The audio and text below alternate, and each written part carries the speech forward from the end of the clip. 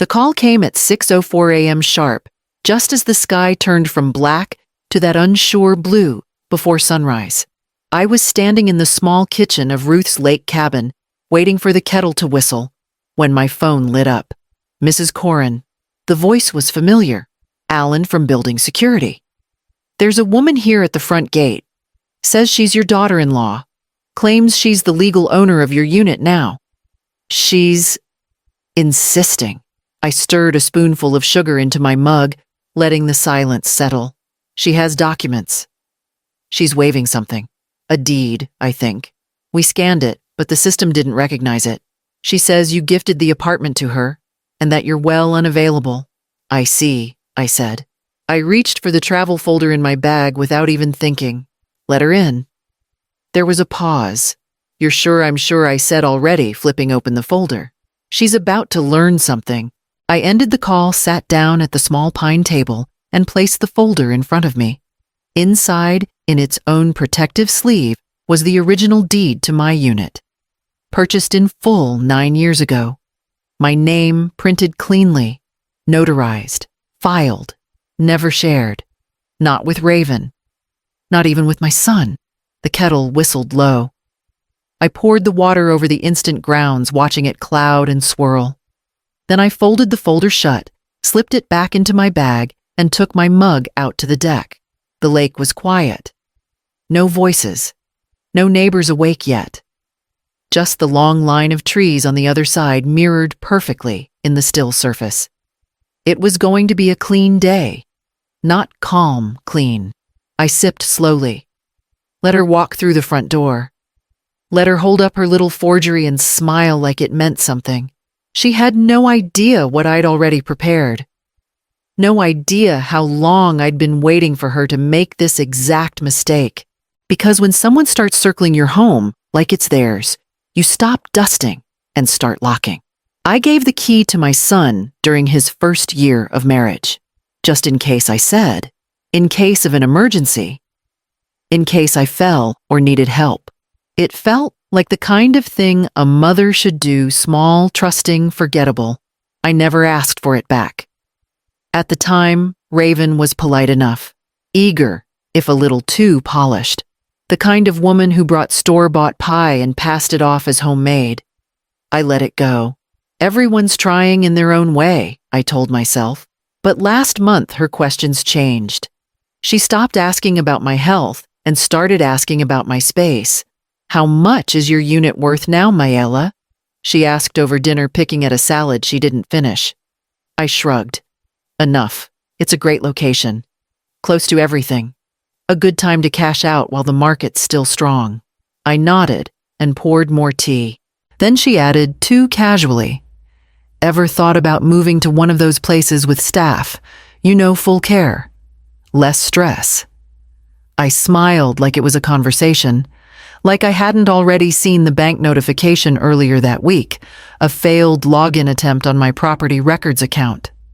Wrong IP address. Wrong time zone. I didn't confront her.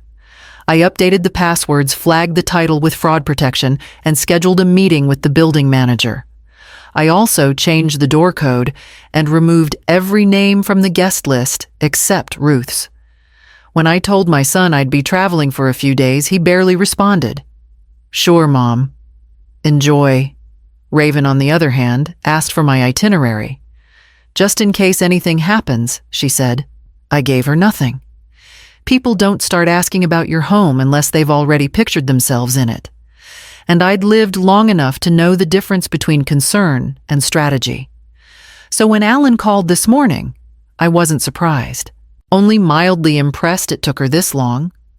By the time I stood to refill my cup, I had already booked my drive home. Raven arrived just after sunrise, from what the building manager told me later. He said she looked confident, heels clicking across the lobby floor, briefcase in hand, hair pulled back like she was walking into a deal she already believed she'd won. She greeted Alan at the front desk with a wide smile. I'm here to access my property, Unit 5B. I have the deed if you need it. She slid the paper across the counter like a waitress dropping a bill. Her voice was smooth, practiced. Alan scanned the barcode. The system blinked, red. He tried again. Still red. "Do you have a key card?" he asked. She shook her head. "No, but I have the code." He hesitated, and Mayela didn't notify us of any ownership change. "She's on a long trip," Raven said. "Didn't want to deal with paperwork." This was her gift.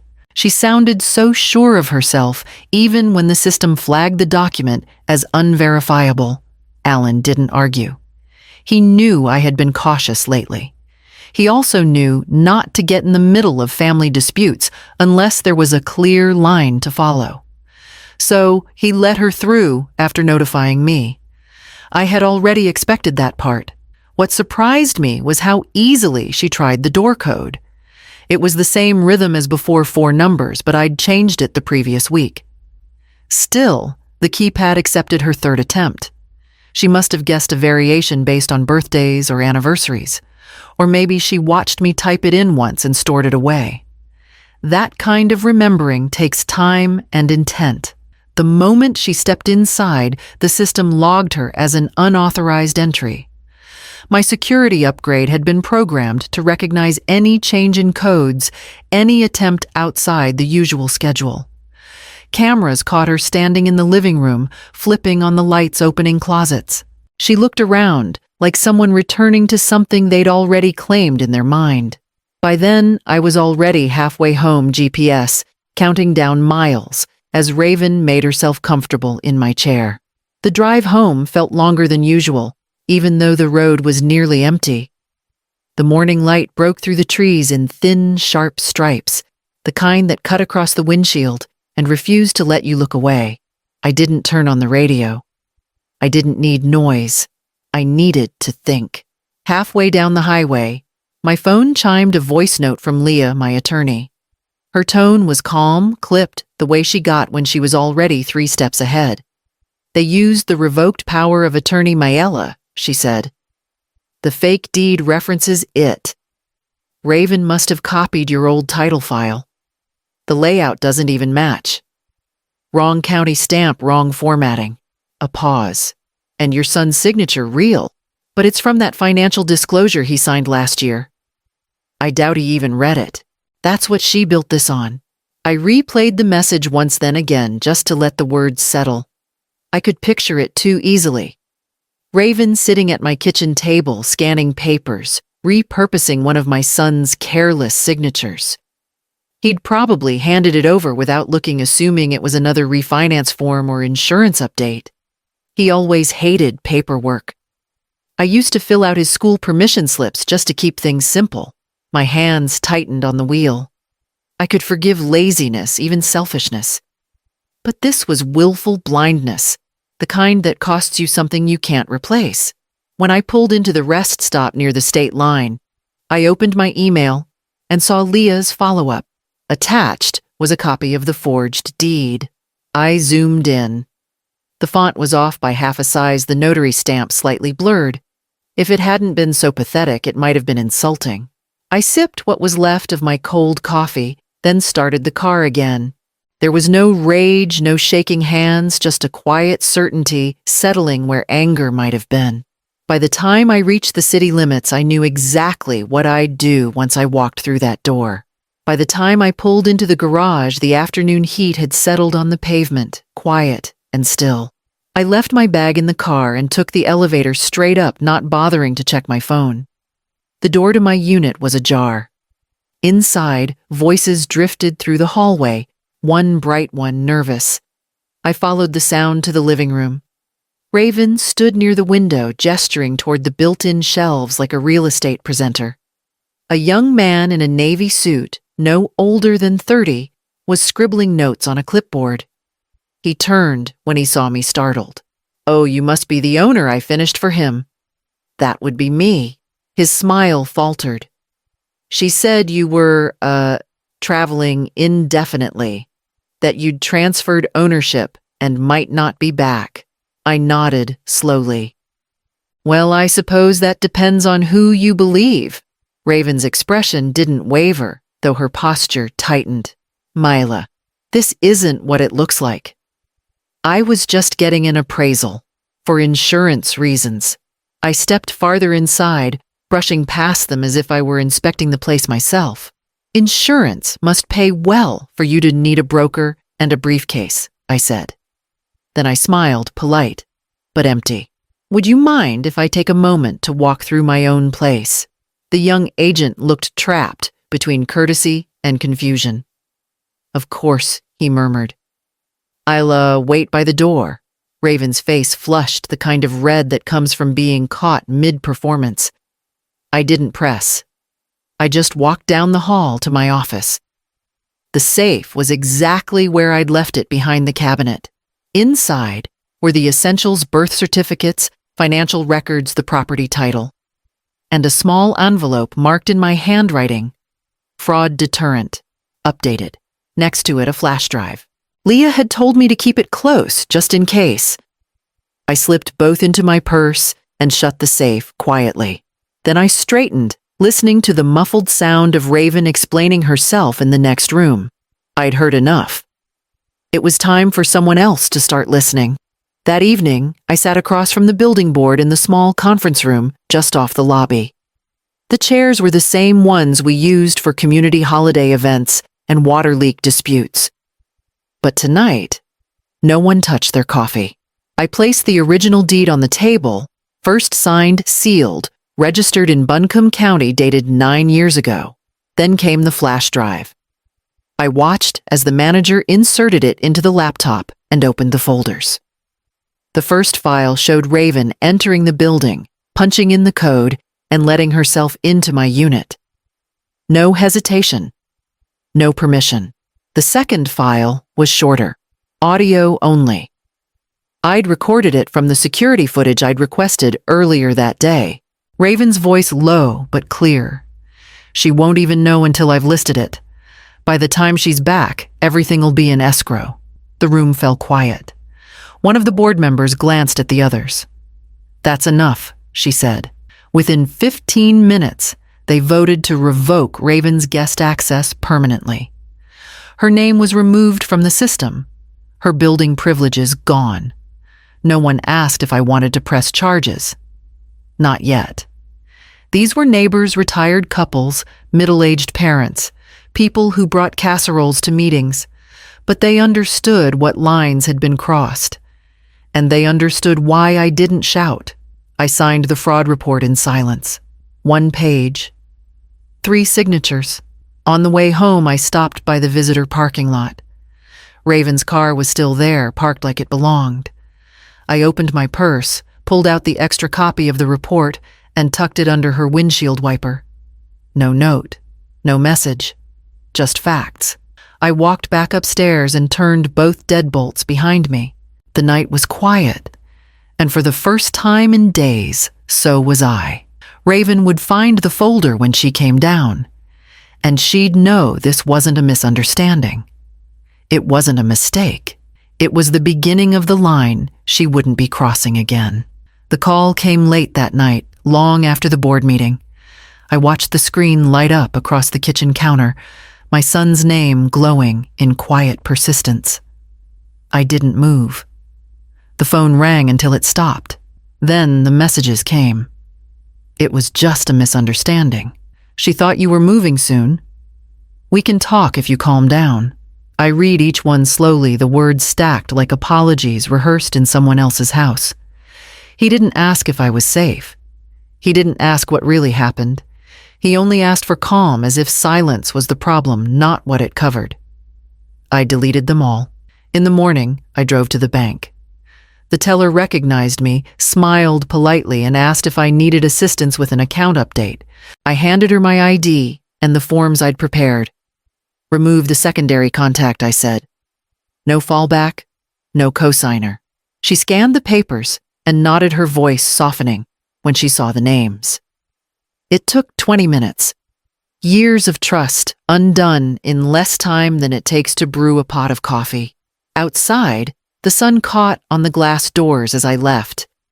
It was one of those days that pretended to be calm when everything looks settled on the surface. But calm isn't peace. Sometimes it's just the space where you start over. By the afternoon, I met with the building manager. We sat in his office while he scrolled through my request. "We can reassign your unit number," he said. "Mail will still reach you, but she won't find it listed the same way online." "Do it," I said. When I stepped into the hallway afterward, the plaque beside my door had already been removed. Just 4 small holes left in the wall. It looked cleaner that way. I went inside and set my phone on the counter again.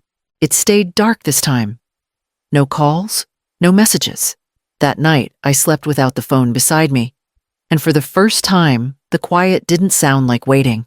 2 days passed without noise. No calls. No footsteps outside my door. Just the hum of the building and the steady rhythm of my own breathing. Then the concierge buzzed. "Ms. Corrin," he said gently, "your daughter-in-law is here." She's not alone. I was already dressed. My bag packed with everything I needed. I told him to escort them to the resident lounge where I was already seated with Leah beside me. We didn't say much while we waited. Leah glanced once at the papers in her folder, then tapped the flash drive on the table. "They'll stall," she said. "Don't interrupt them." The elevator chimed. Raven entered first, her lawyer just behind. She looked polished, but tight around the eyes, like someone who'd spent too much time rehearsing lines she wasn't sure she could sell. Her lawyer cleared his throat and began. "My client was under the impression that the unit was gifted to her as part of a family agreement. There seems to be some miscommunication, and we're hoping to clarify." Leah slid the documents forward in silence. The updated title stamped and time-stamped. A second folder footage of Raven unlocking the door illegally. A third, copies of the fraud report filed with the board and sent to the city's property office. The man stopped mid-sentence. He adjusted his glasses, flipped through the packet slowly, then looked to Raven. She didn't meet his eyes. He gathered the documents, quietly slipped them back into his briefcase, and stood. "Thank you for your time," he said. Nothing else. They left without protest. No raised voices, no sudden justifications. Just the weight of their exit pressing into the quiet room. Leah leaned back in her chair. "That's the last we'll hear from them legally, at least. But I'd keep the locks changed." I nodded. We didn't celebrate. We didn't linger. We just packed up, walked out, and returned to the life that had been mine the entire time. Later that evening, I placed the folder back into the safe. Then I pulled out one last envelope, unfinished but ready. That night, I sat at my desk with the same steadiness I used to reserve for night shifts at the hospital. Calm, deliberate, unhurried. The safe stood open beside me, the papers neatly stacked in 2 piles. What belonged to me and what no longer did. The first document I filled out was the amendment to my will. Leah had sent it over earlier that afternoon with a note. "Take your time. Make it clean." I crossed out my son's name under the inheritance clause and wrote a new one, Living Trust, Corrian Estate. The apartment, the savings account, even the small piece of land my husband and I had bought decades ago, everything went into that trust. Controlled, traceable, unalterable. It wasn't revenge. It was preservation. When the paperwork was done, I printed the new title transfer and laid it beside the old deed. The contrast was almost poetic, the faded stamp beside the new embossed seal. Years of care summarized in 2 pieces of paper. Then came the folder. I used a red marker and wrote in large block letters across the front, "Do not discard." Legal standing. Inside, I placed 3 things. The real deed, the fraud report with Raven's name blacked out for privacy, and 1 printed photo. It was a still frame from the building's security footage taken the moment Raven was escorted out of the lounge. I was standing in the background, arms folded, watching her leave. I slid the folder into the bottom drawer, locking it with the small brass key I kept on a chain. It felt heavier than paper should, but maybe that was the weight of ownership, finally reclaimed, finally protected. Before shutting down my computer, I sent Leah one last email confirming the trust's completion. Then I turned off the light and sat for a moment, letting the dark return to the room. The folder stayed where it belonged, sealed and safe, while I poured one last cup of coffee and walked toward the window. The sky was clearing. The storm finally passed, and morning wasn't far behind. Rain came just after dawn, soft and steady against the window panes. I stood in the kitchen while the coffee brewed, watching the light seep into the apartment inch by inch, brushing past the hallway, curling against the baseboards. I opened the window halfway, letting in the smell of wet pavement and old magnolia. The street below was quiet, only a single car idling at the curb, and a man walking his dog in silence. No messages waited on my phone, no missed calls, no long paragraphs trying to explain what couldn't be explained. It was just me, and that was enough. The locks on the door had been changed, again upgraded, this time keyed to a system only I controlled. No spare sets, no lingering traces. The building staff had quietly updated the records, and my new unit number was already printed on the intercom. I took my coffee to the window, cupping it between my palms like something steady. I didn't feel proud. I didn't feel triumphant. I just felt still. The apartment looked the same chair by the bookcase, same photo of my late husband above the fireplace, but it felt different now. Not reclaimed, not repaired, just whole. I glanced once toward the door, then away. I didn't expect another knock. Not today. Probably not ever. That part of the story had closed itself, quietly, without spectacle. I'd already made arrangements with Leah to set up automatic charitable donations from the trust, small ones to the library, the hospital, a local women's shelter. No announcements, no legacy, just the kind of work that didn't need to be thanked to matter. Outside, the rain kept falling, washing the sidewalks clean. A woman stepped under the awning across the street, shaking out her umbrella. I raised my mug slightly, not as a greeting, just a gesture of presence. The world kept moving, and I let it. Not because I had to, because I could, because the door behind me was mine, and my name finally was the only one it carried.